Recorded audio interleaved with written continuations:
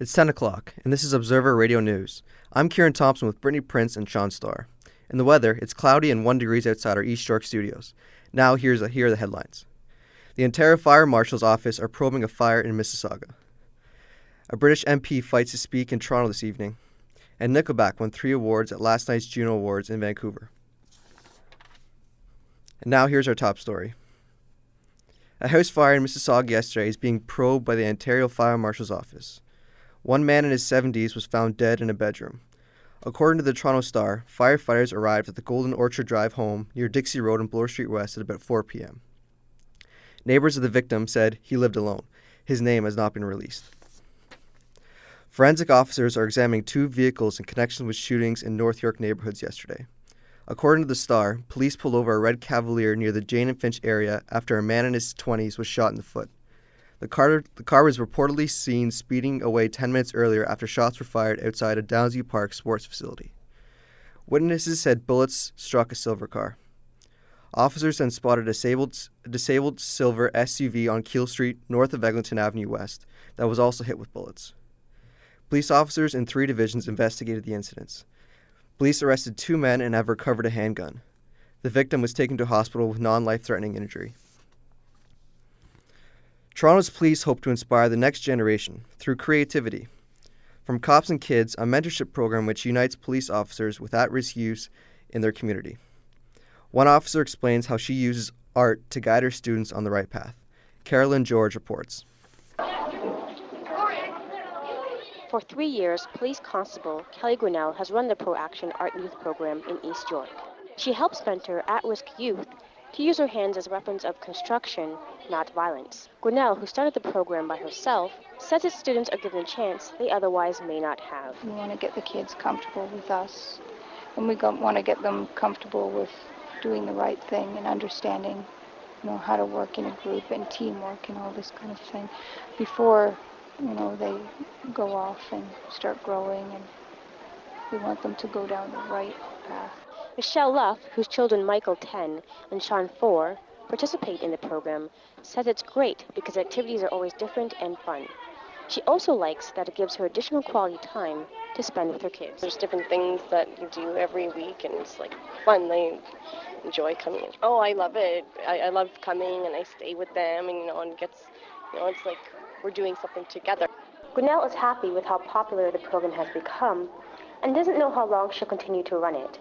She says there are no plans to quit anytime soon until the day she runs out of ideas. Caroline George, East York Observer, Toronto. A federal court judge is deciding today whether British MP George Galloway will be allowed to give a speech downtown tonight. Galloway is scheduled to speak this week in Toronto, Mississauga, Ottawa, and Montreal about the war in Afghanistan and the conflict in the Middle East. The government has barred Galloway from speaking in Canada. According to the Toronto Star, Immigration Minister Jason Kenney has criticized Galloway for his support of terrorism. Ottawa said Galloway contributed $45,000 to the Hamas government earlier this month. Hamas is labeled a terrorist organization in Canada. If the decision is changed, Galloway is expected to speak at 7 p.m. tonight at the Metropolitan United Church. Leaders of the world's major economies are arriving in Britain today ahead of this week's G20 summit. The Toronto Star says British Prime Minister Gordon Brown acknowledged an agreement for a massive G20 economic stimulus package would not happen. Brown has been trying to gain support from other G20 countries for a $2 trillion New Deal at the summit to help the global economy.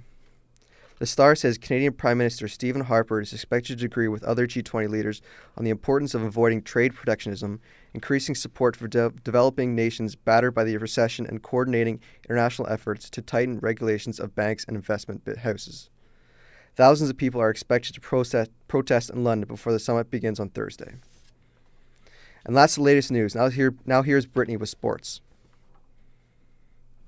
The Toronto Raptors celebrate their 4th win in a row. Chris Bosh scored 31 points last night, 15 being rebounds. He scored the game-winning basket, and the Raptors beat the Chicago Bulls 134-129 in overtime.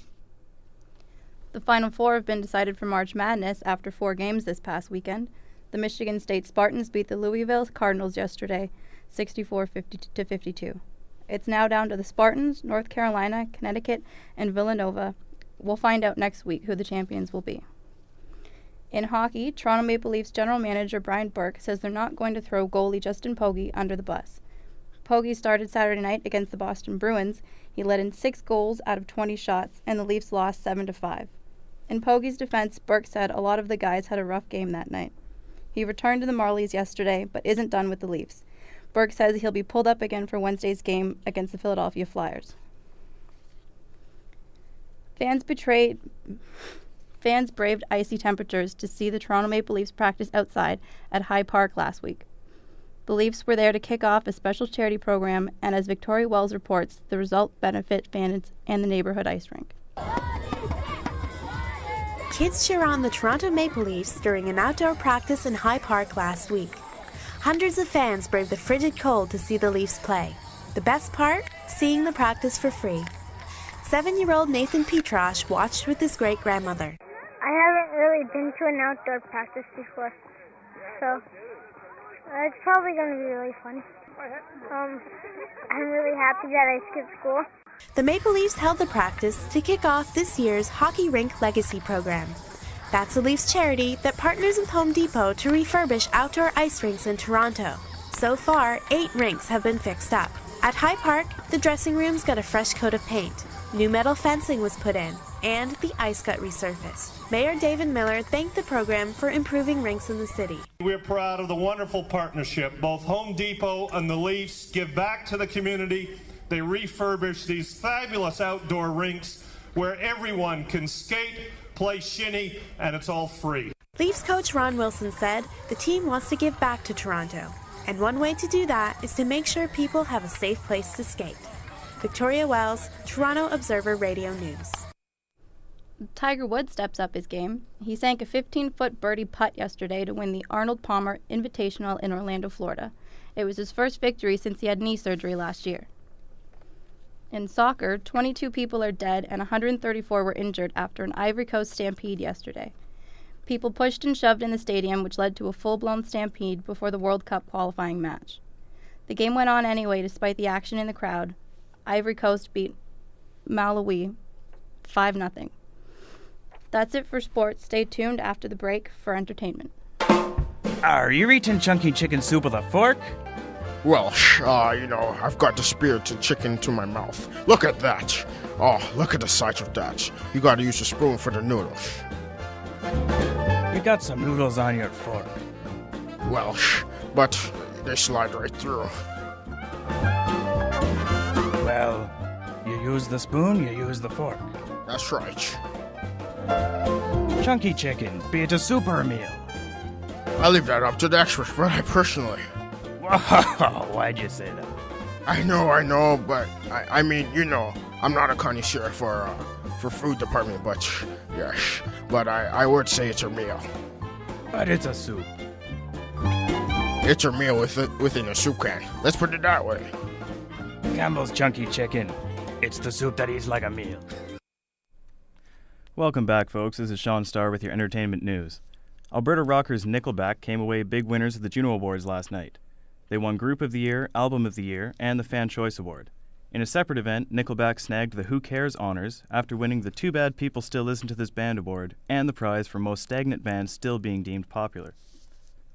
Courtney Love has a new lawsuit to deal with after allegedly hurling insults online.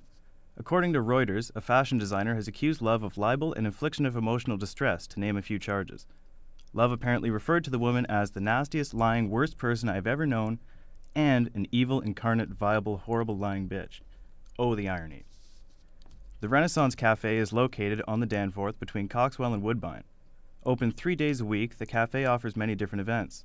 One event that happens every Saturday afternoon is the Country Jam. Music ranges from the 30s and up. Everyone is welcome to listen or even join in. Michelle Nash has this report.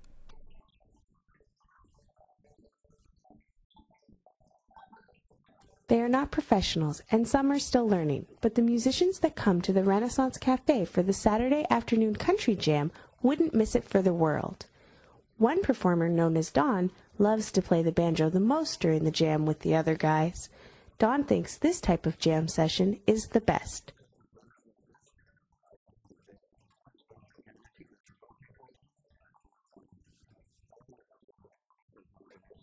A retired high school teacher, owner Randall Clark, originally opened this cafe to serve coffee.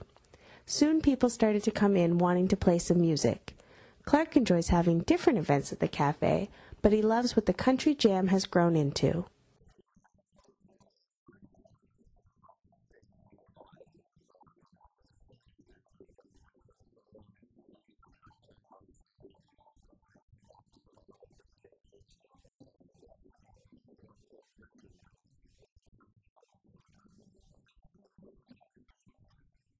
Throughout the afternoon, more musicians joined the stage.